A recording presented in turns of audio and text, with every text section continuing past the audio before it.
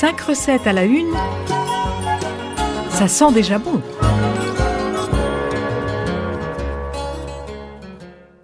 Bonjour, connaissez-vous les protéines de soja ? Eh bien, je vais vous proposer une recette avec celle-ci et une purée de pommes de terre et de céleri. Les protéines de soja, on peut les utiliser de deux façons.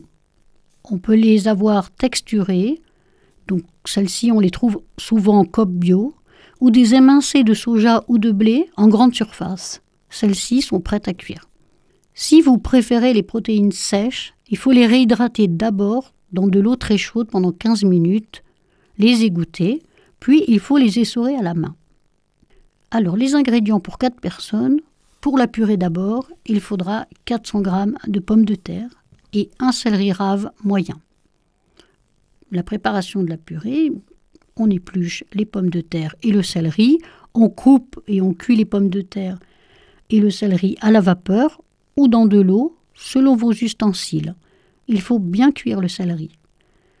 Il faut réduire tout cela en purée avec un écrase-purée ou au robot. On rajoute le beurre ou l'huile, puis le sel. Les ingrédients pour les protéines. Il faut un gros oignon, 300 g environ 2 paquets d'émincé végétal ou 90 g de soja texturé à réhydrater, 2 ou 3 cuillères de crème fraîche ou aussi de la crème de soja, selon votre goût. Un peu de sel, un peu de thym. Donc vous émincez l'oignon et vous le faites revenir avec un peu d'huile et de thym. Lorsque les oignons sont colorés, vous ajoutez les protéines de soja. Vous faites bien revenir pendant 5 bonnes minutes, voire un peu plus. Ensuite, vous ajoutez la crème ou la crème fraîche, la crème de soja ou la crème fraîche, et vous cuisez encore 5 minutes à petit feu. Ensuite, il suffit de servir la purée et les protéines avec cette petite sauce par-dessus. Cela peut se garder 2-3 jours et c'est un plat réconfortant. Bon appétit, j'espère qu'elle vous plaira.